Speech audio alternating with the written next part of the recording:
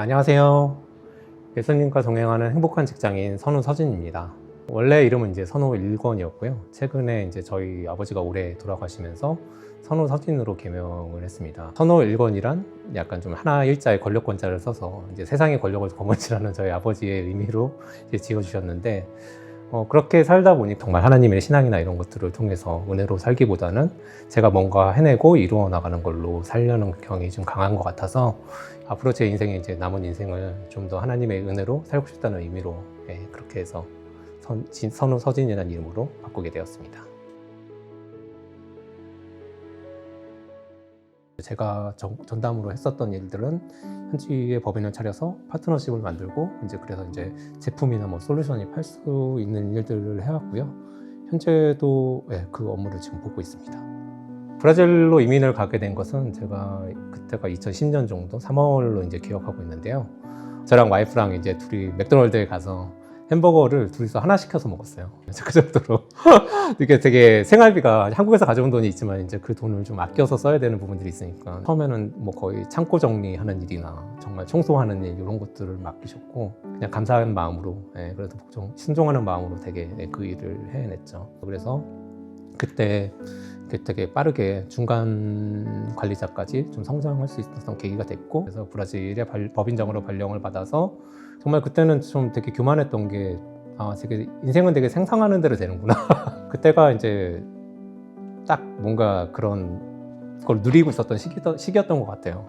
성공에 대해서 뭐. 브라질에서 제가 계속 근무를 하다가 이제 회사를 옮기게 되는 시점이 하나가 있었어요. 그때 시점에 이제 한국에 들어왔었고, 그리고 저희 아이가 이제 그 전에 좀 아프게 되는 이제 좀 사건이 있었는데, 그때 이제 여기 분당 서울대병원에 가서 이제 진료를 받았는데 급성백혈병 판정을 받게 되었습니다.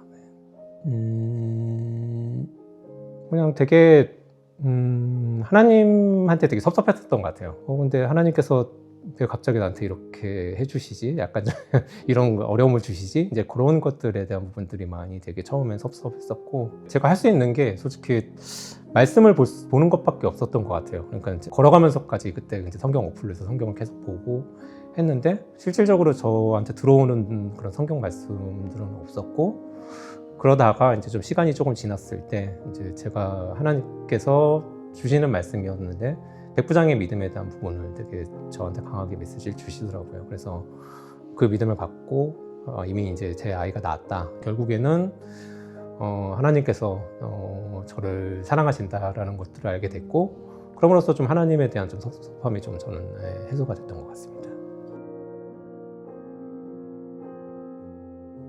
회사에서는 이제 원하는 방향이 있었던 건데 이제 혼자 결단을 그냥 내리게 되죠. 나는 이게 내 정이고 이게 옳은 거고 이게 맞는 거야, 이렇게 돌아오라는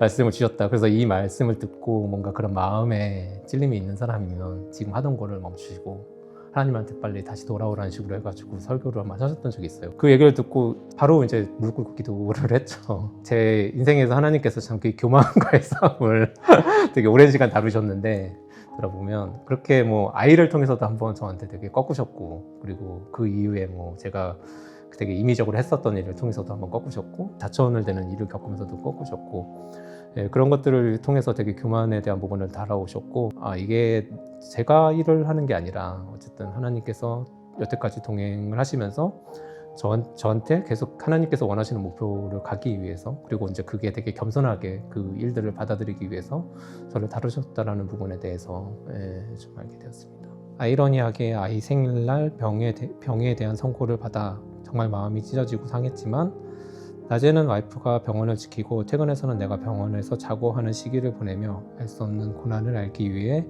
읽은 욥기를 시작으로 출퇴근할 때, 지하철을 탈 때, 점심을 먹으면서 틈틈이 성경을 읽었다. 그때만큼 하나님을 알고 그분과 대화하기 위해 말씀과 기도에 집중한 적은 처음이었던 것 같다. 24시간 하나님과 동행하려고 노력했었던 때였다.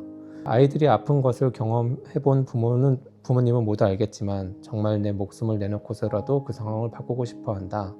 하나님이 우리에 대한 사랑이 얼마나 크신지, 그리고 그런 희생으로 얻어진 구원이 얼마나 값이 있는 것인지 그것을 몸소 알았던 시기였다.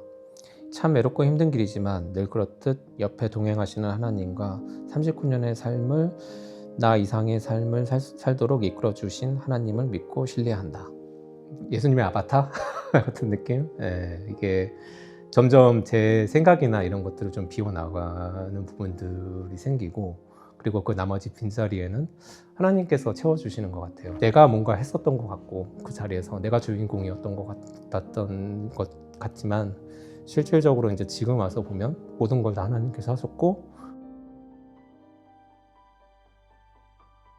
제자 애국을 하면서 제가 이제 예수동행 집회에 나가게 됐었거든요. 그때 이제 한번 기도하는 중에 하나님께서 나를 위해서 순교를 할 수 있겠니라고 하나님께서 이제 물어오셨던 부분이 한 번 있었어요. 그래도 순종하겠습니다라는 이제 마음을 주셨거든요. 이제 이 자리에서 좀 내려와서 정말 좀 하나님을 위해서, 정말 뭐 별거 아닌 능력이긴 하지만 하나님을 위해서 이제 사용하고 싶다라는 것들에 대한 꿈을 꾸게 됐고, 선교 쪽에 대한 부분들을 좀 비전으로 생각하게 되었습니다.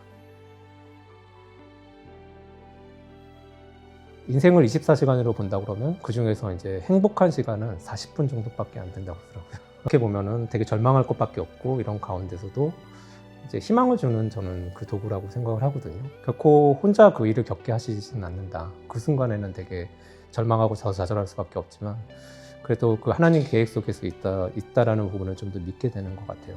그래서 저는 예수동행 길을 특히 직장인이라면 전 너무 추천합니다.